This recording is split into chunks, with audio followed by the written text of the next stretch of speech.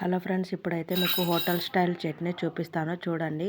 First stove వెలిగించి stove మీద pan పెట్టి ప్యాన్లో ఆయిల్ వేసి ఆయిల్లో బుడ్డపప్పులు వేసుకోండి. నేనైతే ఒక 100 గ్రాములు తీసుకున్నాను. చూడండి, పల్లీలు ఇలా నూనెలో వేయించిన తర్వాత వాటిని పక్కకు తీసి పెట్టుకోండి. అదే ప్యాన్లో కొద్దిగా ఇంకా ఆయిల్ వేసుకొని కొద్దిగా పచ్చిమిరపకాయలు అలాగే ఉల్లిగడ్డలు 2 ఉల్లిగడ్డలు చాలండి వేసి వేయించండి. వేయించిన తర్వాత చింతపండు ఒక గంట ముందే నానబెట్టి పెట్టుకోండి. ఇవి ఎక్కువ వేగాల్సిన అవసరం లేదు. కొద్దిగా బ్రౌన్ కలర్లో కూడా అవసరం లేదండి. కొంచెం వేయిస్తే పచ్చివాసన లేకుండా ఉంటుంది. అలా వేయించిన తర్వాత ఇప్పుడైతే వీటిని మిక్సీ చేసుకుందాము. ఒక మిక్సీ జార్ తీసుకొని అందులో పల్లీలు అలాగే ముందుగా నేను వేయించి పెట్టుకున్న ఉల్లిగడ్డలు పచ్చిమిర్చి వేసి అందులోనే కొద్దిగా ఉప్పు వేసి మిక్సీ వేస్తున్నానండి. చూడండి, అందులోనే కొద్దిగా చింతపండు వేయండి.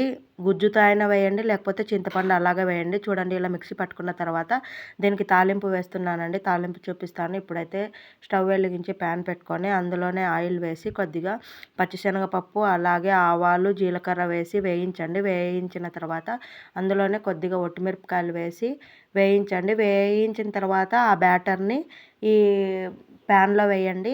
కావాలంటే మీకు ఇంత గట్టిగా వద్దంటే కొద్దిగా వాటర్ కూడా పోసుకోండి, బాగుంటుంది చట్నీ. చూడండి ఎంత బాగా వచ్చిందో. ఒకవేళ మీకు నా ఛానల్ నచ్చితే like, share, subscribe. Please support me.